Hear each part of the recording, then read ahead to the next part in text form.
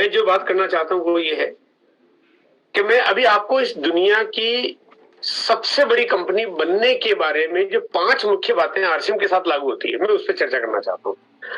हो सकता है इन सब बातों से आपकी पहले से वाकिफ हो सकता है कि बल्कि है ही है, सभी आप जानते भी हैं, बट मैं आज उसका एहसास करना चाहता हूँ। मैं चाहता हूँ कि आज आप रात को जब सोए तो इन 5 बातों को अभी आप नोट करिए, डायरी में, पेन पे, दिमाग में, आप जहां चाहे, और 5 अंगुलियों पे 5 पॉइंट रख लीजिए कि आप किस कंपनी के साथ जुड़े हुए हैं और ऐसी क्या बातें हैं। तो पहली, जो डायरेक्ट सेलिंग इंडस्ट्री में जो लाजवाब प्रोडक्ट सीरीज है वो पूरे विश्व में किसी भी कंपनी के पास नहीं है। लाखों की तादाद में कंपनियां हैं, लेकिन जैसे आरसीएम के प्रोडक्ट्स बनाती है वैसे प्रोडक्ट्स बनाने वाली, जिसमें हल्दी, जीरा, हींग या काढ़ा, कावा, चाय पत्ती, या आपको इतनी छोटी छोटी बेसिक चीजें बनाने वाली है, दुनिया में दूसरी कोई कंपनी है ही नहीं।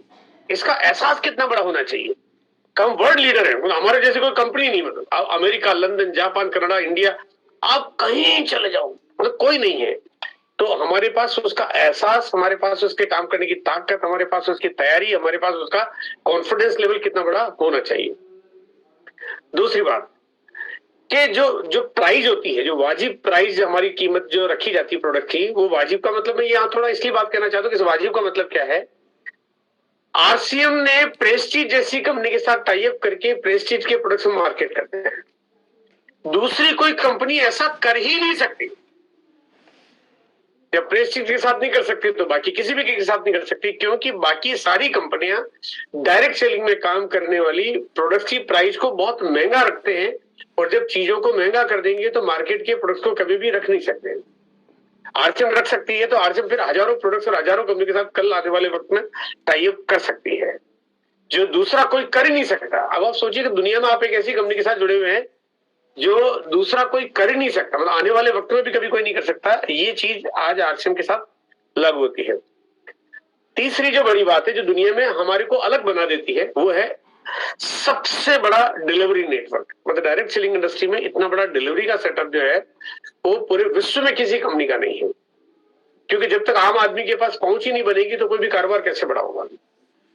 एक आदमी ने मुझसे सवाल किया कि सर, उसने प्लान देखा, मैंने कहा सर हमारी कंपनी का नेटवर्क इतना बड़ा। बोले मुझे क्या फर्क पड़ता है भाई, आपकी कंपनी का नेटवर्क बहुत बड़ा, मैंने ज्वाइन कर लिया, मैं तो रहने वाला दिल्ली का हूँ, मेरे को दिल्ली में प्रोडक्ट खरीदना है। आपका नेटवर्क, आपकी कंपनी का सेटअप हैदराबाद में है, कालीकट में, चेन्नई में, कलकत्ता में, कानपुर में, गुवाहाटी में, खड़गपुर में, मुझे क्या फायदा होगा इसका। मैंने कहा आपका मौसा कहाँ रहता है, आपका चाचा कहाँ रहता है, आपके मौसे का मौसा कहाँ रहता है, आपके चाचा के चाचा के चाचा कहाँ रहते हैं। आप अगर पूरे रिश्तेदार को ढूंढोगे तो पूरे हिंदुस्तान में निकल आएंगे, और आरसीएम इकलौती कंपनी है जो पूरे हिंदुस्तान के किसी भी गांव में भी रहता हो तो आप उसको ज्वाइन करा के तुरंत कल से खरीदारी शुरू करा सकोगे। बाकी किसी भी कंपनी में तो आप बोलो सर मैं दिल्ली में ही काम कर सकता हूँ, बाकी जगह काम कर नहीं सकता। ये सबसे बड़ी पावर है हमारी। चौथी हमारी जो सबसे बड़ी पावर है वो है कि सबसे ज्यादा लोगों के लिए बिजनेस बना हुआ है। बाकी तमाम कंपनियां जो काम करती है, 1-2 लाख लोगों का नेटवर्क बन जाता तो उनकी कमर टूट जाती है। वो कहते हैं कि बस अब तो हिंदुस्तान हमने निपटा लिया, और फिर वो कंपनी एक बंद होती है, नहीं खुलती, क्योंकि वो एक तरीके के कारोबार ज्यादा लोगों के बीच में काम नहीं करते हैं। दूसरे 1-2 लाख में निपट जाते हैं, हम लोग 1-2 लाख नहीं, 1-2 करोड़ में भी नहीं निपटे, हम तो 5-10 करोड़ को भी लिया है तो कोई फर्क नहीं पड़ता। सबसे ज्यादा लोगों के उपयुक्त ये बिजनेस को बनाया गया है। अब इन बातों को ध्यान में रखते हुए बिजनेस के बारे में सोचना है।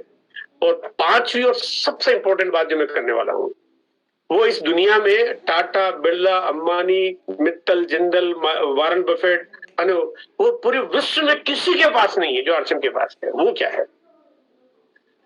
वो है कि कंपनी की असीमित विस्तारण क्षमता। यानी कंपनी के कारोबार को आप कितना भी बड़ा कर लो, आपको कभी ये कभी तकलीफ नहीं होगी कि कंपनी बड़ी नहीं हो सकती।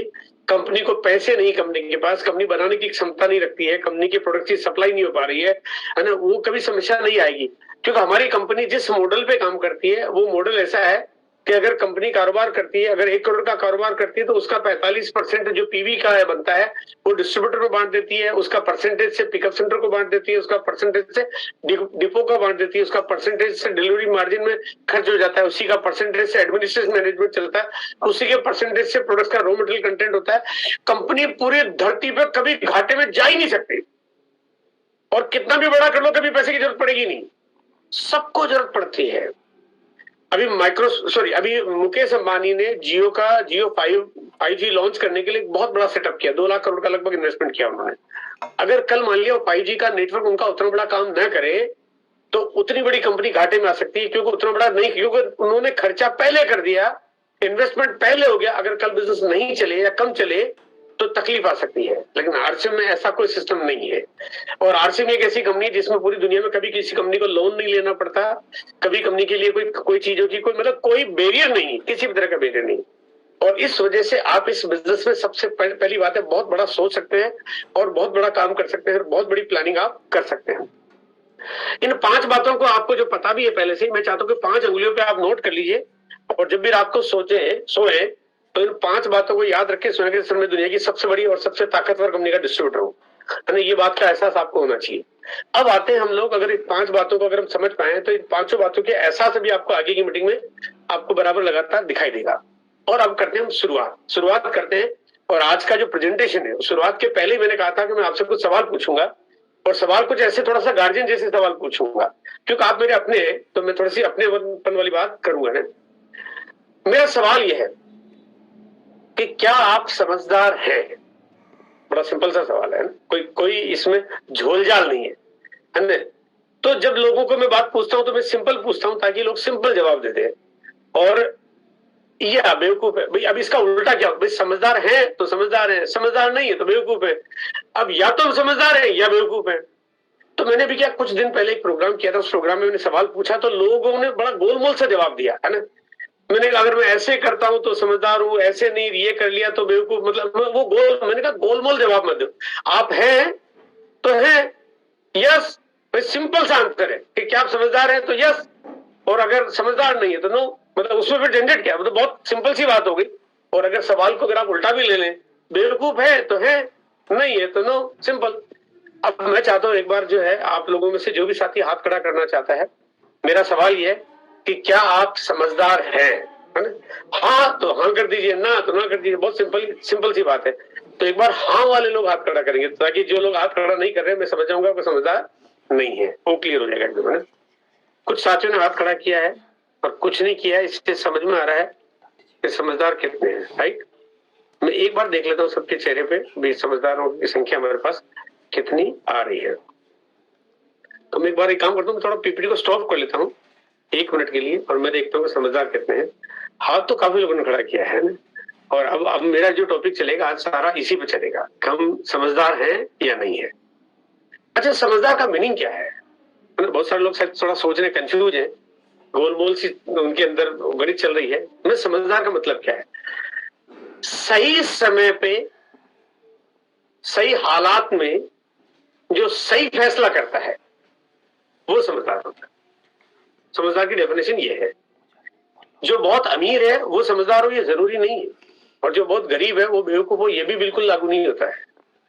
सही समय पे सही हालात में जो सही फैसला करते वो समझदार है, ताकि उनकी समझदारी से उनका भविष्य ठीक रहे, उनके पारिवारिक जीवन में, उनके मानसिक स्थितियों में, उनके आर्थिक हालातों में, उनके जीवन में सही फैसलों का असर होता है, राइट?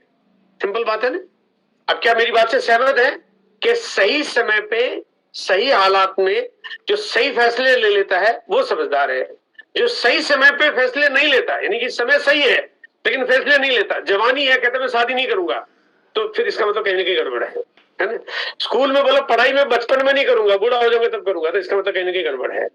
दुकान बोले मैं दिन में नहीं रात में खोलूंगा, इसका मतलब कहीं ना कहीं गड़बड़ है। मतलब नौकरी करने के लिए मैं दफ्तर नहीं जाऊंगा, बॉस को मेरे घर आना पड़ेगा, इसका मतलब बेवकूफ। यानी कि सही समय पे सही हालातों में जो सही फैसले नहीं करता वो बेवकूफ है, और जो सही फैसले कर लेता है वो समझदार है। क्या आप मेरी बात से सहमत है?